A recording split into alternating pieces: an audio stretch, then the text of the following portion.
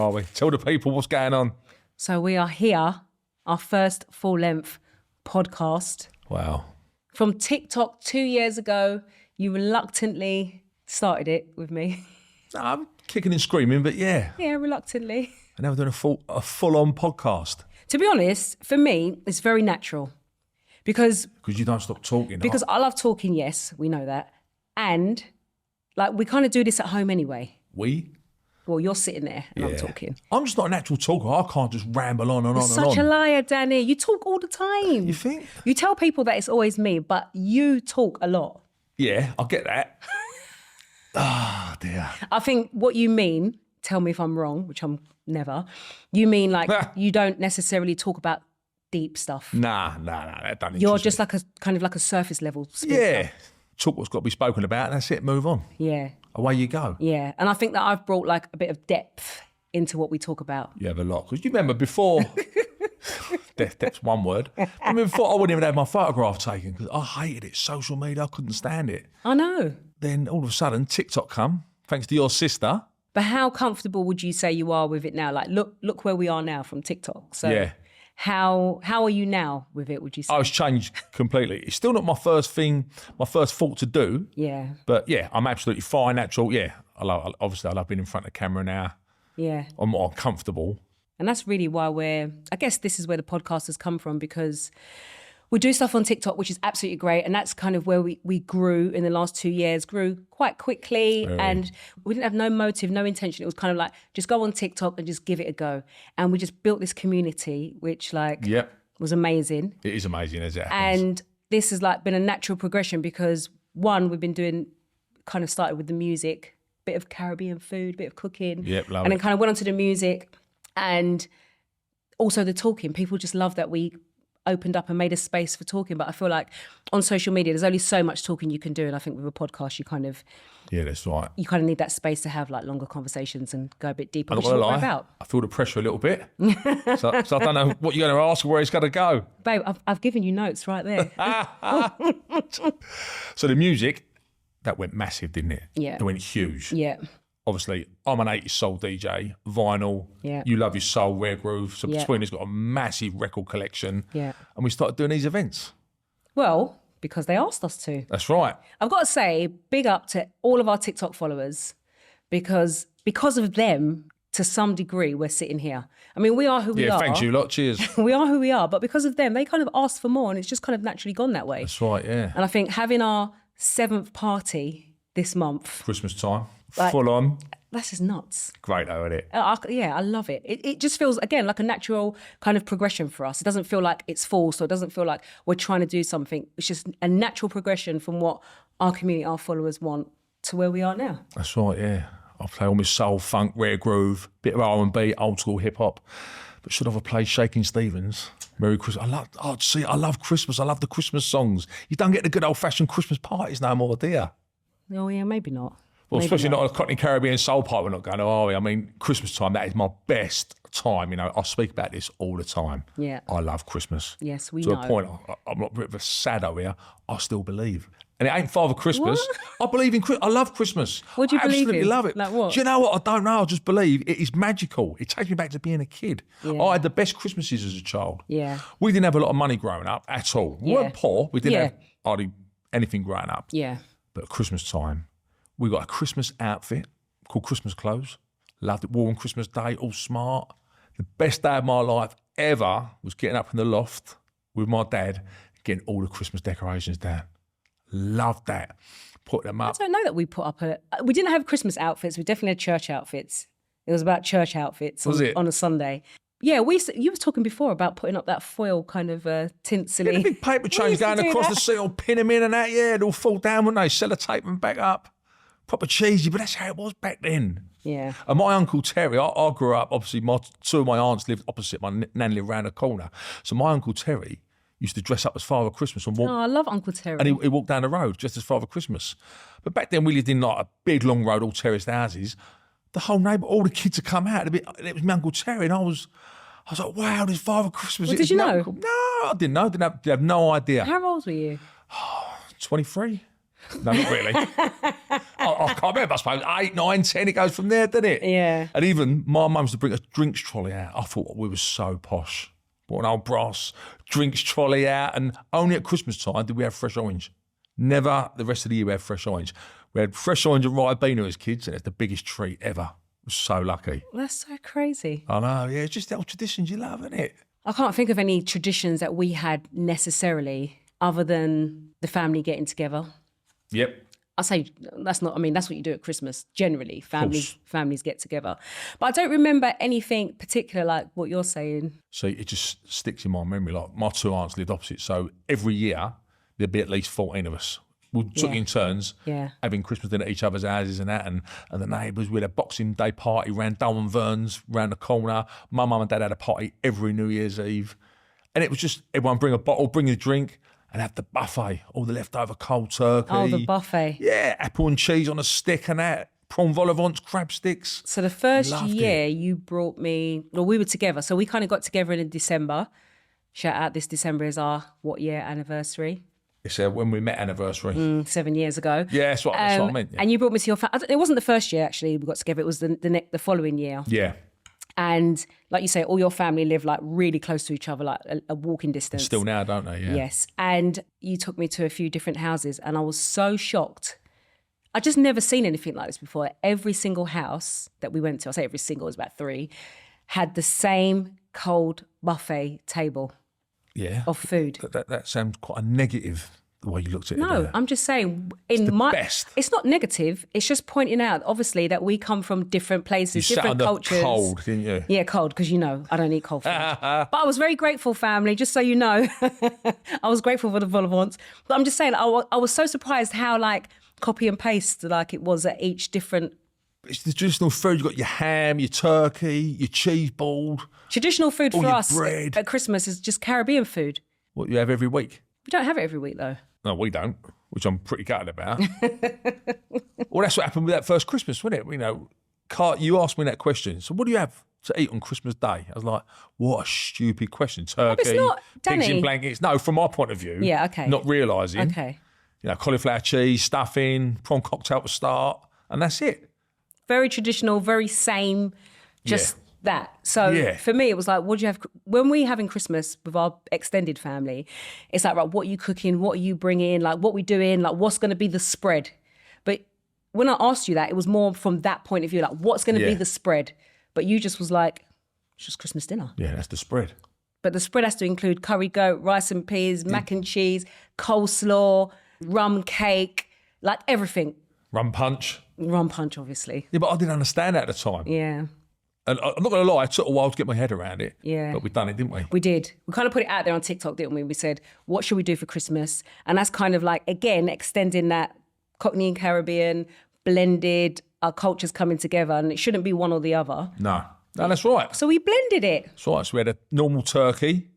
Yeah. My roast potatoes, which I do cook on the best. You do. You do. There's no cauliflower arguments. cheese, stuffing. Then we had curry goat. You done a mac and cheese. Your sister bought the curry goat. Yeah, Shanice bought the curry And goat. we've done a jerk leg of lamb. Mm-hmm. And what else was there? Plantain. Yeah, all of the good stuff. What a dinner that was, wasn't it? Which bit did you prefer, though?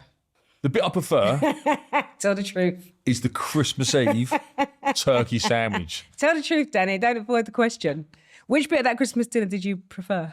I like the turkey and the cranberry with the gravy. What I'm still quite sad about is you haven't experienced one of my extended family Christmases. I mean, we invited all my family over one Christmas Boxing Day or something like that. I can't remember what it was when we was in the big house.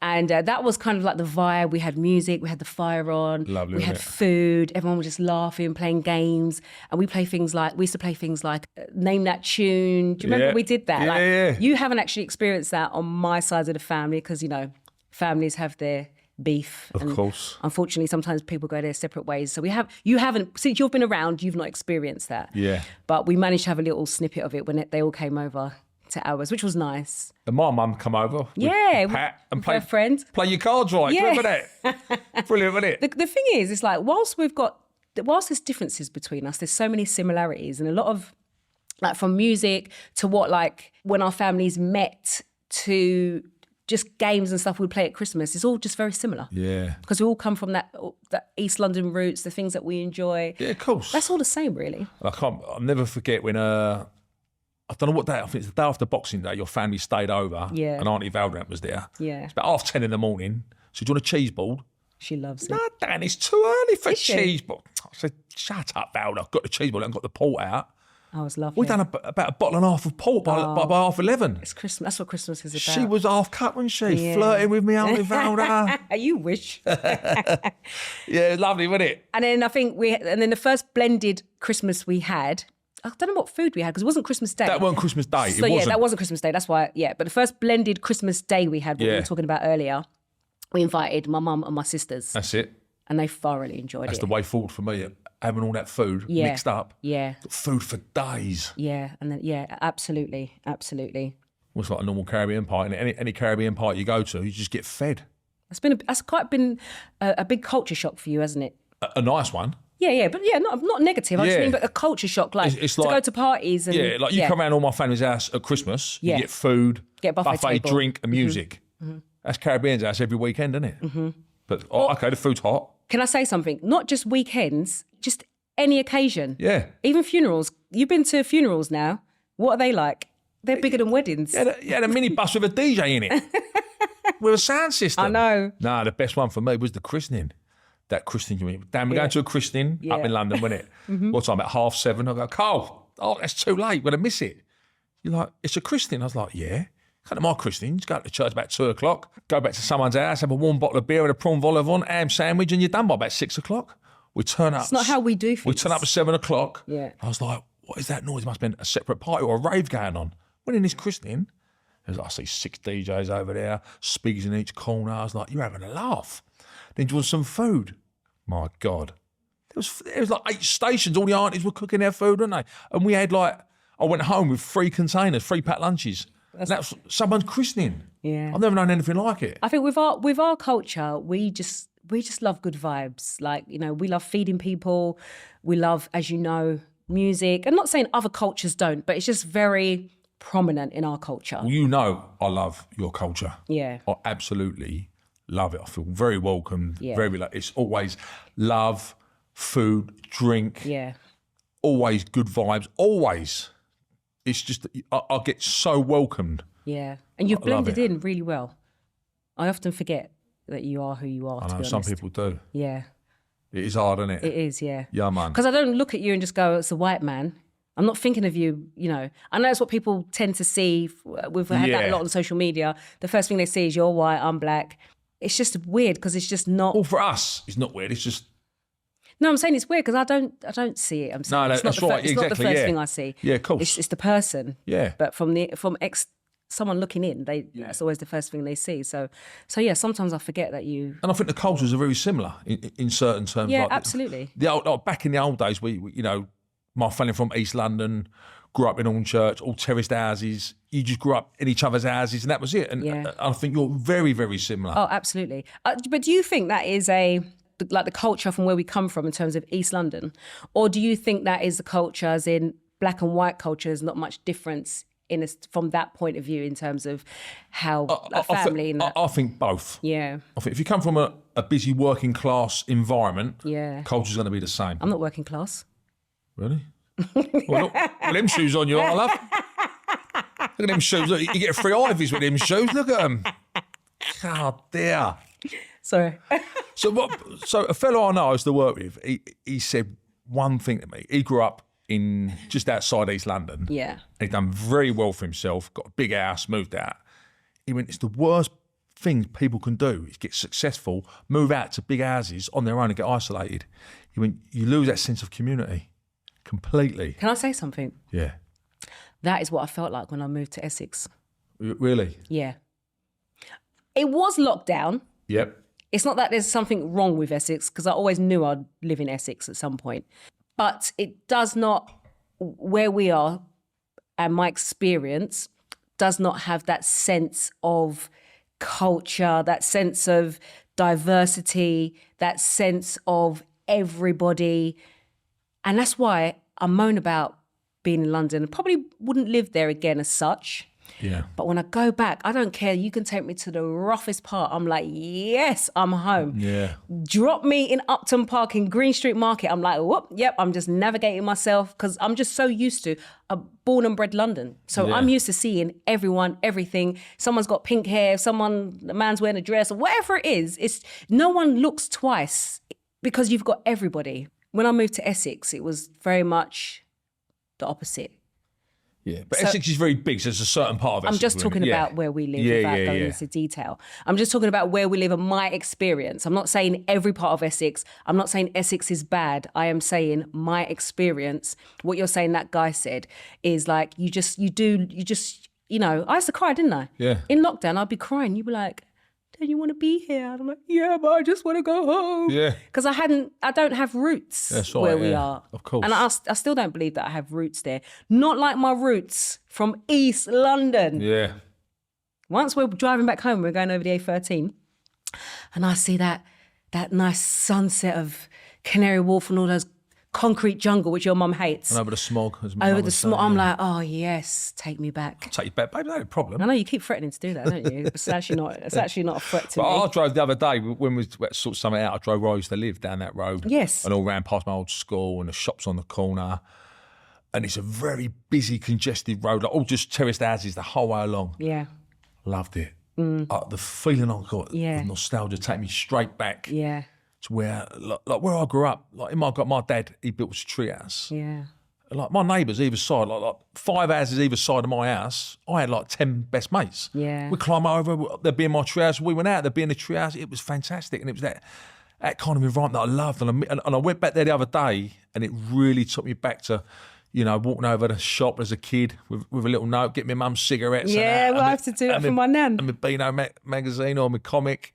And I think what's difficult for us, I don't think we do realise, but I don't know how much we realise, is we moved in together at the start of lockdown. Yes. Lost businesses. Yep. Finances out the window. It ain't been easy since that day. So we got married. Yep. You started a new business, that closed. Family beef and drama. Like so much has happened that I don't think that we've actually had the chance yet to actually build our own, like what we're used to, me being in East London, what you felt when you went back to your older area. We haven't. Like what our parents and our families created, and then we got that. We haven't even done that yet. Not at all. We haven't not done that yet. No. And I still get excited looking forward to that. Yeah, me too. I'm a grown-ass man. I know. For the last 4 years. Yeah. It's been tough, hasn't it? Yeah, really tough. I don't think people would even watch us now and realise. No, not at all. Realise what I thought we really opened up. They wouldn't have a clue, would they, Yeah. people? I'm not going to do it now. Oh, my days. You might. Yeah, but look, even it's shifted even in terms of like Christmases and that, like my girls always went to their nan and granddads. I did when I was there, and when we split, I never had my girls at Christmas because they love going to their nan and granddads. Yeah, and I never wanted that to stop for them. Yeah. Because that was magical for them. Yeah. And their dynamics changed now over there because unfortunately, someone's passed and it's changed for them. But, they always had that. And I think Carlene was happy going to his cousins, or his dad's seeing his cousins, wasn't he? Yeah, so before I got with you, I was a single mum. And my son, Carnell, he's got cousins. So I've got sisters, but no one's got children on my side. So he was the only child. So I'll tell you what my great memory was Christmas is being with my cousins. Yeah. We used to go to my aunt, had the biggest house in Forest Gate. So everybody went there. What, near a spotted dog? Yep. They would, at the bottom of their house, they would change that into Christmas, long table. Everybody would eat down there. And they had the biggest master bedroom. All the cousins, we got duvets, we got mattresses, we got blankets, and we just had the biggest sleepover. Lovely, isn't it? So for me, having one child and then being with my family, my sisters haven't got kids or there's no little other cousins running around. He wanted to go to his dad's to be with his cousins who he's very close to. I was like, I don't have a problem with that. Yeah, that's right. I want him to have a great Christmas and a great experience and have memories like you, me with the cousins and stuff like that. So for me, I would let him go off, no problem. Yeah. There was one time I just started, I think, my contract at Lakeside, and I was tired. I was working all the hours, and he was only young, and he's like, oh, you know, spoke to his dad, he's going to go there for Christmas, and I was like, great. I lay on that sofa and I just slept. She's gone, yeah. I didn't go to my mum's house. I didn't see no cousins, and I just slept. And for me, that was that year was the perfect Christmas. Yeah. And I think now, even as he's older, so this year we've got him, but every year now he's got like a little sister. His cousins are older. They do what they do. He's got a big extended family on that side. Yeah, I'm happy for yeah. him to go. Like, Yeah. I'm not precious about him having to stay with me. Because it is about him and his memories and his experiences. But that one Christmas, we weren't living together, and I was going to do Crisis. I was working. That was the first month. Yeah. Together. I was doing Crisis all over Christmas. I got the flu really bad, and you turned up, didn't you, Christmas Day? With a chicken, all your seasonings, and cooked me dinner, didn't you? I couldn't move. I was giving you a taste of things to come. Yeah. Didn't know, did you? No, I didn't. You knew your plan, didn't you, eh? So I said, listen, New Year's round the corner now, so what are we doing? We're having a party? We're going to put on a pipe? We're going to DJ that night? No, we're not. But we're not. Going back to Christmas, talking about how Christmases are now, we were saying like we haven't really had the opportunity yet in life so far. No. I know that we're building so much foundation. Yeah. And it's hard because when you're building the foundation and you're setting like what you want to grow from, it's hard because you're not seeing like the fruits as much as, you know, of your labor. But like, I know we're building that foundation, and I know that we're going to have what we want to have in terms of like where we live and creating those memories. But Christmas for us now looks very different. Yeah. To what we experienced, and probably like what it was like when we first got together, and then like ideally how we would like it to be. That's right. So Christmas time is important for us because that's when we got together. 7 years later, we're still sitting here, the same month we got together. Yeah. And what date do you remember? I remember, do you? Yeah, Don't try and trick me. It's the 7th. I think I told you. I don't even remember that it's the 7th, but I'll take your word for it. And now we're talking about our future. I think we've been through so much. It's like now we're taking that time to be more aligned. Because as much as, you know, there's lots of things people don't tell you about being married. I realise people don't tell you anything about being married. So they don't really give you nothing. I love the way you react about this topic. They don't. People punked me, man. They didn't tell me anything. But anyway, I'll try to tell you. I mean, it's all good. You did. I should have listened to you. I know. It's all good. But yeah, now we're here, and I feel like we've been through loads of stuff, with lots of ups and downs, lots of like starting again, starting from scratch, and now we're going into the new year, like from TikTok of all way, you know, all the ways you could start life again, from TikTok to podcast. But it's not just about a podcast, is it? For us, it's like what we've done on social media is built a community without trying, just naturally, and we love it. And like we feel like it's very much us. Yep. And going into the new year for us, it's about expanding on that. And the great thing about us as people, like Cockney and Caribbean, it's not just a brand or a name. It's literally us, and it literally sums up like everything about us. The podcast, talking, sharing, being open, being honest is like one side of it. Yeah. But there's so many other things that we want to do. That's right. And what I was shocked with, the response from people about the initial podcast we done. Yeah. So I can't see what you see or other people see. I thought we'd get on and talk. Who's going to be interested in that? But people loved it, didn't they? I think what you don't realise is, or what you may not realise is, it's just, in this day and age, people just want they just want to feel connected. Yeah. You want to feel like someone's just being real. And I think we're like that anyway. We would share anyway. Like we would share, maybe not straight away once we got our head around it and had a bit of help. But if we've been through a hardship, it's not like, we're not embarrassed to say what we've been through. Well, we've touched on that, haven't we? What we've been through, the hardship. It ain't just a little hardship, is it? It's major, Carlene. Yeah, I know. I think for the new year and making a plan, strategizing, all of that stuff for our life in general, which includes what we do. Yeah. We have always realized, and I think it's one of our strong points, and it's one of our foundations, is we've always realized it's got to start with us. Yeah. And we have to get the help, advice, support that we need, even though we don't even know that we need it. We need it, if that makes sense. See, I started that before therapy, didn't I? We had Syra on and life coach. Life coach. Yeah. And I needed it. But do you know what? Looking back now, I don't think I was ready. I thought I was. Yeah. And I thought I took it on. Yeah. But it weren't. Even the last, 3 months. Yeah. more's come out in it, and then speaking to other people now, someone else, and it's made me realise, even for me, like my relationship, I'm not going to touch on it a lot at all, but it's broke down, with my girls. Yeah. It's the hardest thing ever for me. Yeah. But I'm never, ever going to give up hope. No, And what I've got to do, I spoke to a few people about this, professionals, about what's happened. Yeah. You've got to be your best you. You've got to be ready for when it all comes back, whether it's relationships, business, opportunities, house, everything. You've got to be ready. What I've learned in life, and again, when I say, what people don't tell you about being married, is, so I might think that about myself, and I might get therapy, I might not. And then I get with you, and like we came together later in life, right? Older. We didn't get together at young. So we've both come with baggage. We've both come together with ways that we've lived before, that we make things right, or it's the only way that we know. So it's like, well, that must be the right thing to do. We've spoke about this before, about roles, about what men do, what women do. Like we've both come with these expectations, ideals, experiences.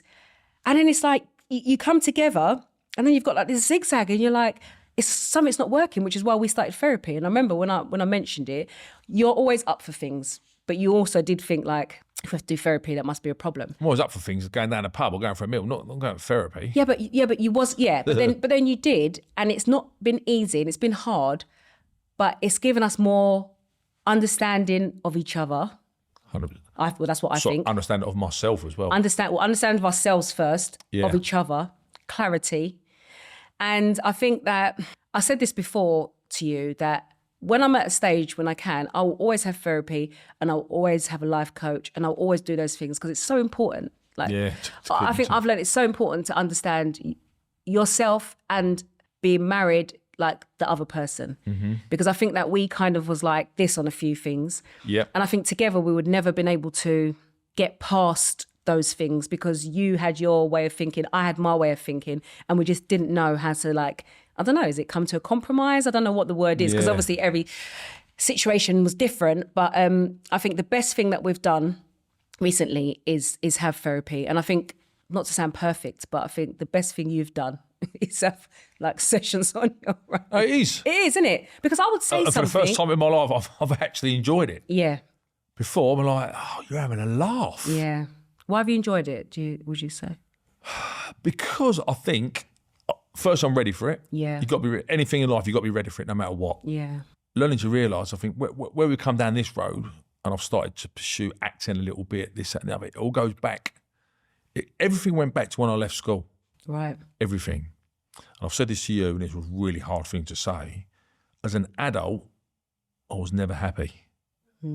Like deep down, I was never good enough. And that came out on a few occasions. When I left school, I wanted to be an actor and a swimmer.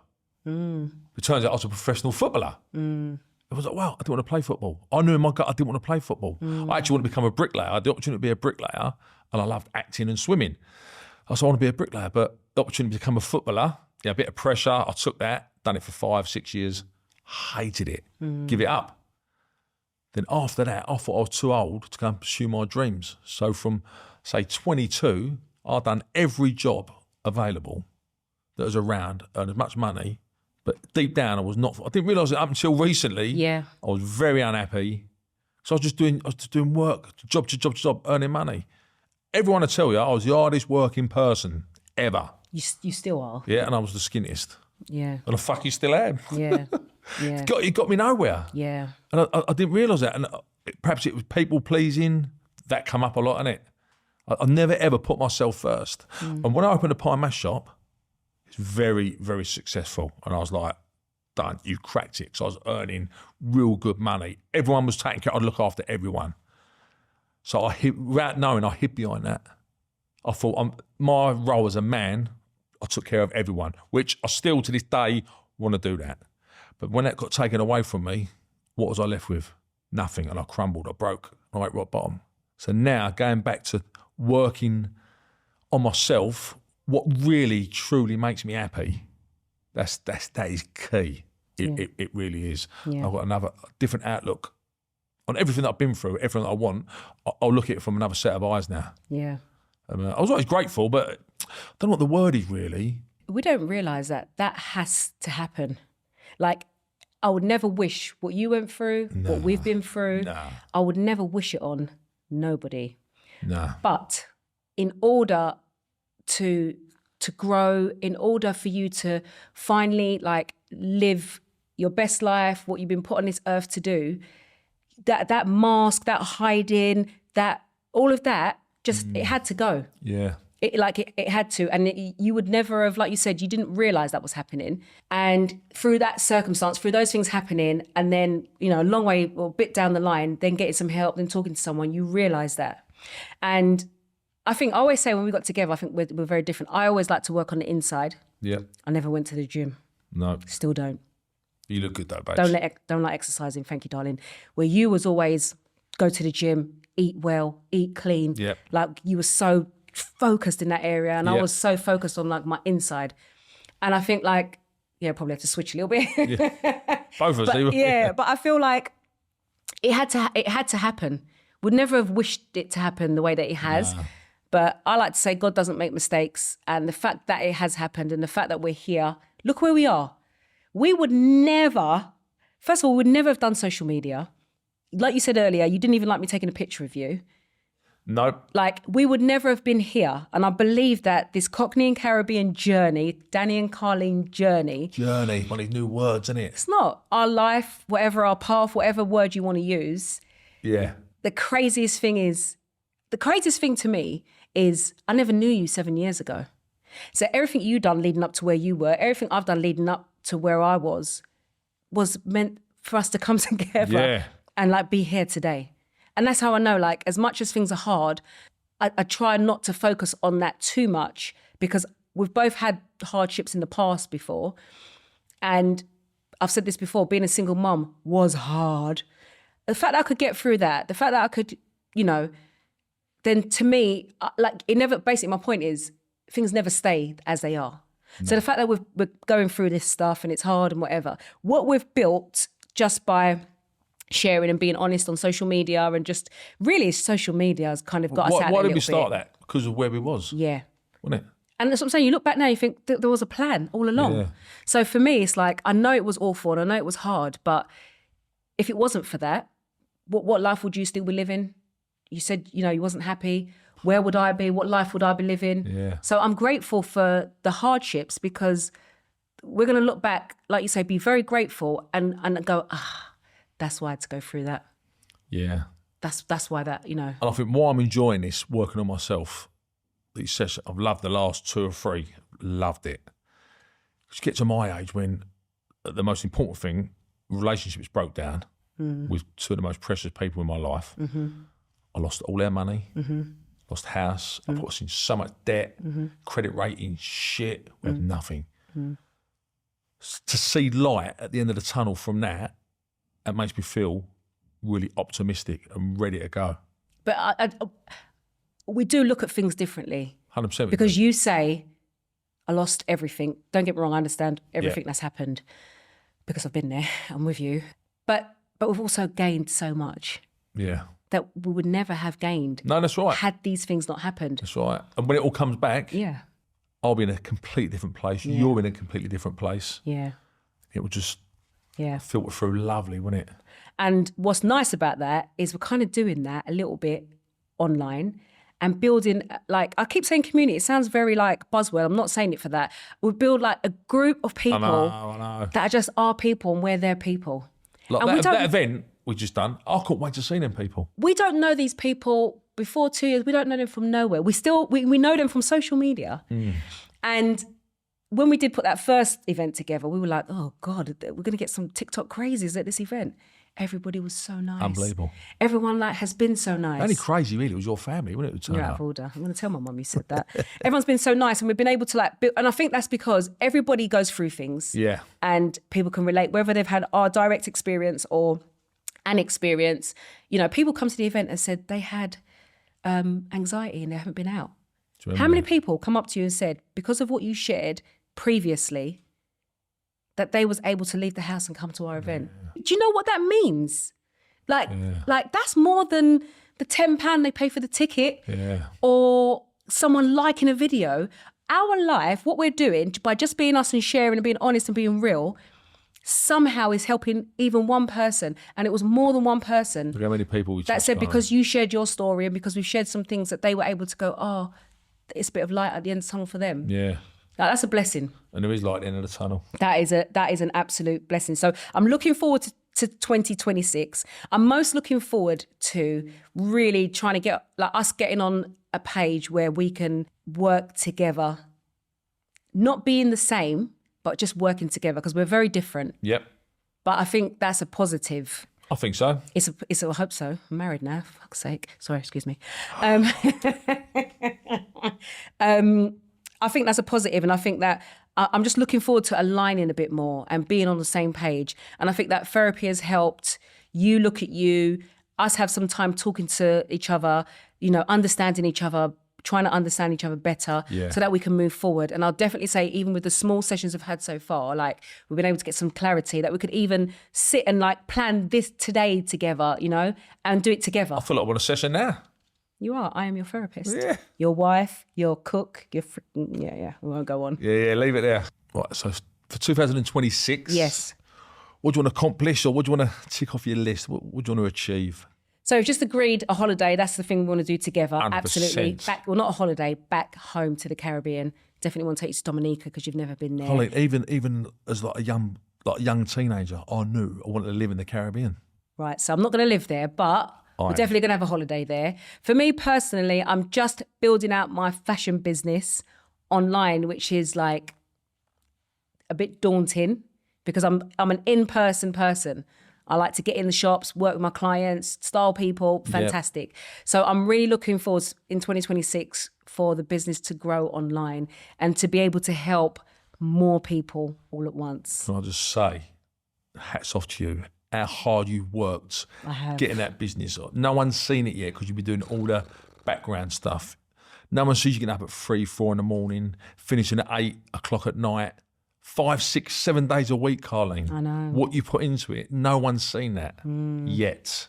So that's what I'm hoping, that all that hard work, and it always does for anyone, you put the work in, it will pay off. So I'm looking forward to that. And I think it's going to be a big celebration for you. Yeah. However you see that, 100%.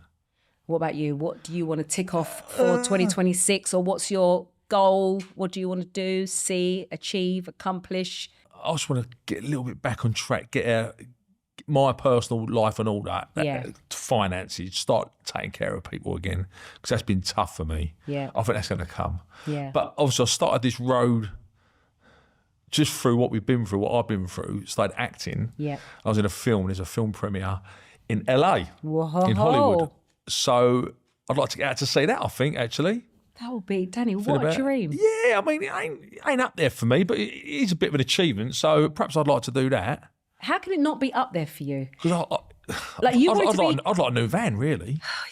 You wanted to be an actor from when you was young, didn't follow your dreams, followed your dreams at 50, whatever age. Was it like late 40s, early 50s? Yeah. Right?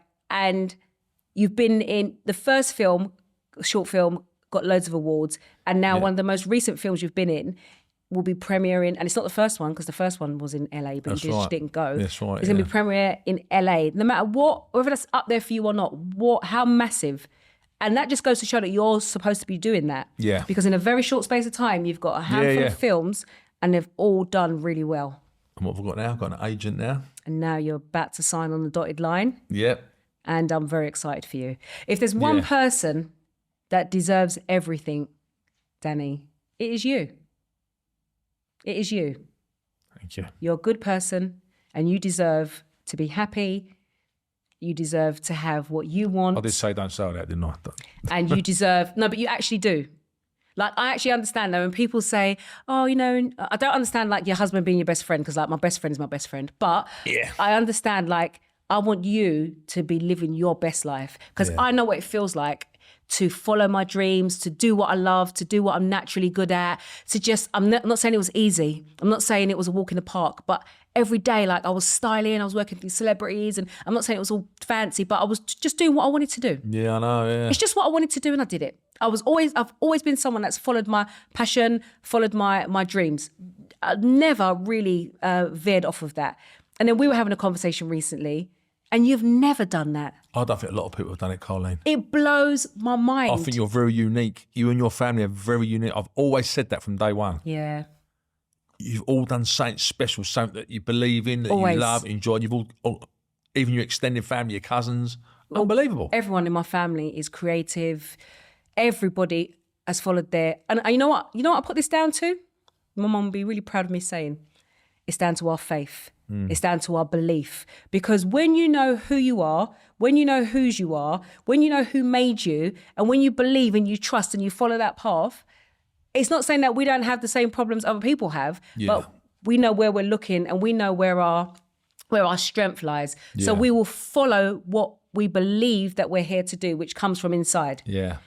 And I believe all my family are believers, and I believe that is why we're like that. Yeah. And to be with you, knowing who you are, like the kind of person you are, and you've never had that experience, to now for you be, you've had agents after you've had... Yeah, I know, yeah. Like, I'm not surprised. I don't think anyone that knows you, to be honest, if they're really honest, will be surprised. You deserve it, and you're good at what you do, and the world just needs to see my 00 Danny. Oh, my days, Carlene. So, I think as we're rounding up our very first episode of our full-length podcast, have you enjoyed it? I've loved it, actually. Why are you hesitating? Because I thought it was going to be really difficult. Yeah. And it was all right. Yeah, you've enjoyed it. Yeah. I was a bit hesitant, and I. But yeah, I guess so. But you're always good at like going with it anyway. Got it, yeah. I kind of force you somehow, don't I? Yeah. So now we're kind of rounding up. There's going to be people that may be listening to this, maybe watching this, that are like, who the heck are these two? Yep. And we have had people put that on social media before. Who are these two? Where did they come from? That's right. So I think it would be nice to kind of share just a little bit about maybe how we met. I think like you're good at telling that story. Yeah, it's a bit of bad luck, really. How we met. I had a pie mash shop in a shopping centre. I was there for 10, nearly 11 years. Carlene, you had a business there. Yeah. But I didn't cross paths with Carlene for 7 years. And bearing in mind, I knew everyone in that centre, everyone. And our paths didn't cross, which I thought was very unusual. So we met in the shopping centre. We got to know each other over the year. And I thought, what a lovely, special person, a special soul Carlene was. And when the time was right, I was going up the escalator, I watched her walk away. I thought, do you know what, I'll have some of that. So I made my move. I had no idea that you fancied me. No. None. I knew you was really special, but I was in a sort of a relationship, not serious, right, in a relationship, so I wouldn't even look like that, and that was it. Then, I was single for quite a while. Then I started seeing you. I did think, firstly, am I a bit old?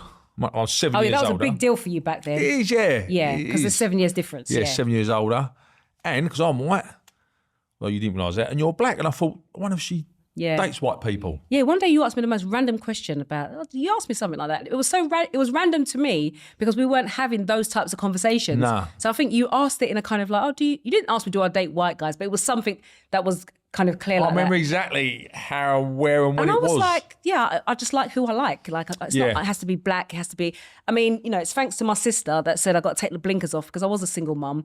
I was like living most of don't get me wrong, I went out and had fun, but I did think a man would just drop through the roof of my flat, but that was never going to happen. And then she also said, you got to take your blinkers off, Carlene. You got to take your blinkers off, which meant that, he might be white, he might be black, he might be Asian. Might be bald. He might be bald, he might be old, he might be moany, he might have a bad back, might have bad knees, might have bad... Yeah, so, she said, take your blinkers off. Should have kept them on, love. And then I guess that just made me a little bit more open. But when I did meet you, I just thought you was a really nice person. I could tell. Thanks. I actually thought you was an angel. And to be honest, I still do. I know you do. Yeah, I definitely thought you was an angel. So, so that's how we met at the shopping centre. Yeah. Didn't know we liked each other. Was probably like friendly around the shopping centre, not anything personal, for over a year. And then, you was going up the escalator and you said, I'm going to watch you walk away. And I was like, Carlene, get your mind out the gutter. He's such an angel. Why is he gonna be meaning something else from that? I really beat myself up. I was like, I am just lower than low to think Danny is talking about watching me walk away and look at my bum and whatever. And I convinced myself that I was wrong. There you go. And then you said, let's go out for some food. And then you just told me everything you liked about me as a person. That's right. And that blew me away because obviously, as you can see, those that can't see, I'm not bad looking.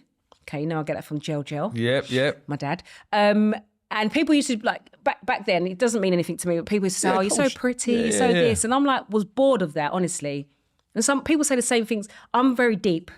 So if you want me, you got to, you got to hit the nerve, you got to hit the heart. And then I found out everything, didn't I? Yeah, and then you was like, oh, you're this, you're that kind of person, you're family orientated. And I was like, what the heck is going on here? Yeah. And I was like, oh my God, like, I think this is it. And then, so that was in like Las Iguanas or something. And you held my hand and you and rubbed my then hand. went upstairs and I held your hand. Rubbed it. I was like, oh. And I just like stroked your hand and we just knew. Yeah. And then the very last story, which they do need to know, you walked me to my car. Yep. And said goodbye. Yep. And you gave me like a little peck on the lips, which was a great kiss. Yeah, it was very. And then you turned around, you walked off and you just never looked back. That's right. And I was like, what just happened there? I was having the best moment of my life. You pecked me and walked away. Fellas, if you're listening, that's how you do it, all right? You left me wanting more. I was like, no one does this to me. He better turn around. But you didn't. I got my pickup truck, drove out, didn't I? I was like, who is this man? I love him. And literally we got together and we've been together ever since. And when did we get married? And we got married in Selfridges in London and we were the first couple to ever get married there. And it was a secret, wasn't it? Secret wedding. It was us two, our 3 children. Yep. It went crazy in the media. Yeah. And I don't know, things have been aligning, I think, unbeknowingly to us. Yes. We haven't realised all these little things that we've done that when I say don't mean a lot to us, we're not like living off of them, but we've done all these little special things that I think one day when our book comes out or our TV show, we'll have all of these things to talk about. Listen, Cockney Caribbean's going somewhere. 2026 is going to be a big year. Pal. Yeah, I'll give you some of that. Love you, babe. I love you too. Do you love me today? Today I do. I didn't this morning, no. No, you stayed and told me what I'd done. You didn't do anything, it's just you, just man. Okay. Yeah. Oh, thanks for that. That's all right, love you. See you later.